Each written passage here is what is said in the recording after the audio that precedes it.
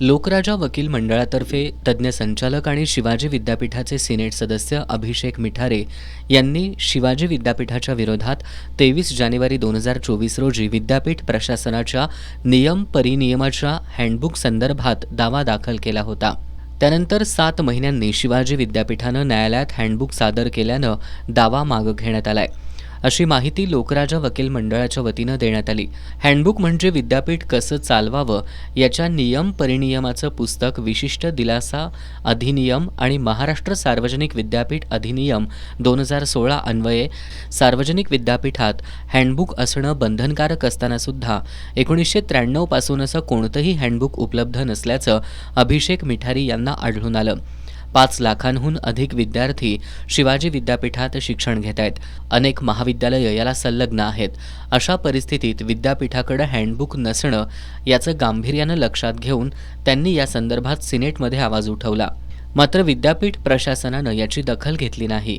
याबद्दल त्यांनी राज्यपाल, मुख्यमंत्री, लोकप्रतिनिधी यांच्याकडे पाठपुरावा केला, तरी देखील दखल घेतली जात नसल्यानं त्यांनी अखेर नाईलाजानं न्यायालयात दावा दाखल केला। याद्वारे त्यांनी विद्यापीठ प्रशासनानं हँडबुक सादर करावं अशी मागणी केली होती। अभिषेक मिठारी यांच्याकडून ॲडव्होकेट रविराज बिरजे यांनी काम पाहिलं। त्यांना advocate Yogesh Sawant, advocate Jaysingh Desai, advocate Kartik Patil यांचं सहकार्य लाभलं। अखेर 7 महिन्यांनी 4 जुलै 2024 रोजी शिवाजी विद्यापीठानं न्यायालयात हँडबुक सादर केलं। त्यामुळे 19 ऑगस्ट 2024 रोजी मिठारी यांनी दावा मागं घेतला।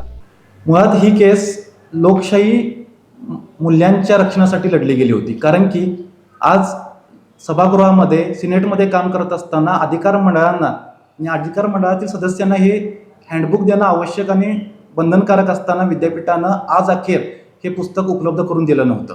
अधिकार मंडळांच्या हक्कासाठी, त्यांच्या लोकशाही हक्कांसाठी आम्ही न्यायालयात गेलो होतो आणि आज आम्हाला यश आलेलं आहे।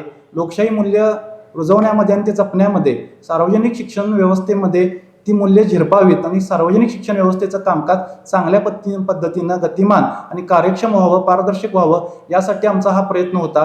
आम्हाला खूप या ठिकाणी आनंद होतोय की विद्यापीठाने हे पुस्तक केलं।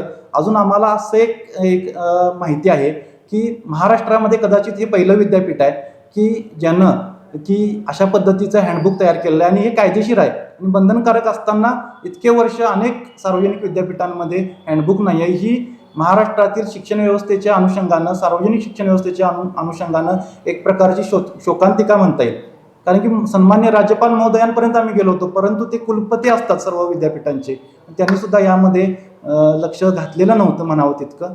पण आज हे मिळालेलं आहे, याचा आम्हाला कुठेतरी आज समाधान आणि आनंदाची भावना आहे। यावेळी ॲडव्होकेट रविराज बिरजे, ॲडव्होकेट कार्तिक पाटील यांच्यासह लोकराजा वकील मंडळाचे सदस्य उपस्थित होते।